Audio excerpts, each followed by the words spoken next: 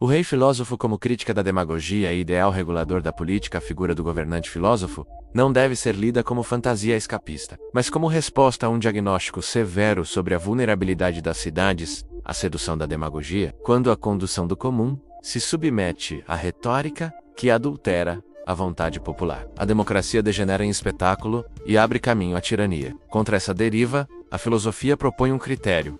A política deve ser orientada pelo bem e pela justiça, entendidos não como palavras maleáveis, mas como formas inteligíveis capazes de medir leis, instituições e práticas. O governante ideal, nesse horizonte, é aquele cuja formação lhe permite acessar tais formas, discernindo fins e meios com independência em relação às paixões do momento. A educação assume, assim, um lugar central. Não basta que o governante saiba administrar interesses. É preciso que ele tenha sido treinado para amar a verdade mais do que a aprovação à justiça, mais do que a conveniência e o bem comum, mais do que seu próprio poder. Essa formação não se obtém em cursos rápidos, nem se comprova por carisma. Exige percurso longo, provas de caráter e exercício do pensamento que transcende a simples técnica. O ideal não é tecnocrático, é ético-intelectual. Não basta conhecer métodos, é necessário reconhecer o que torna um método legítimo e quais fins ele serve. Ao defender que apenas quem alcançou tal maturidade deve conduzir a cidade,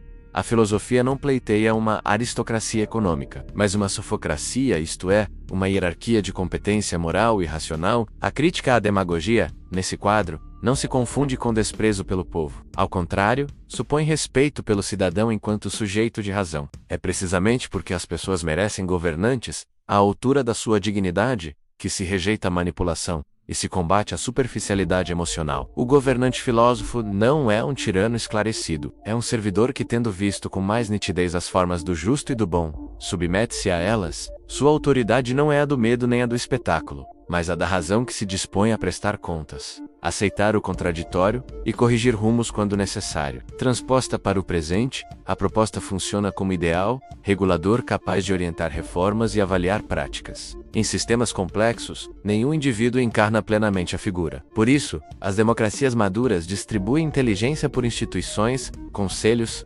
tribunais, órgãos de controle e processos participativos que, em conjunto, se aproximam do padrão exigido. O espírito do high filósofo, então, encarna-se em mecanismos que asseguram tempo para pensar, dados de qualidade, transparência de critérios e responsabilidade por decisões. Se a política contemporânea muitas vezes sucumbe ao calendário da próxima eleição, a lembrança de que a finalidade é o bem, e não o sucesso, sugere correções, metas de longo prazo, educação cívica e cultura de prestação de contas. Esse ideal também oferece um critério para julgar lideranças emergentes. Em vez de nos deixarmos hipnotizar por narrativas de salvadores, convém perguntar que tipo de formação a sustenta, que relação mantém com a verdade, como tratam o dissenso e de que modo encaram a própria falibilidade. Líderes que atacam instituições por princípio, desprezam o debate qualificado e confundem adversários com inimigos distanciam-se do ideal. Líderes que escutam, justificam e reconhecem limites, aproximam-se dele. A cidadania, por sua vez, precisa educar-se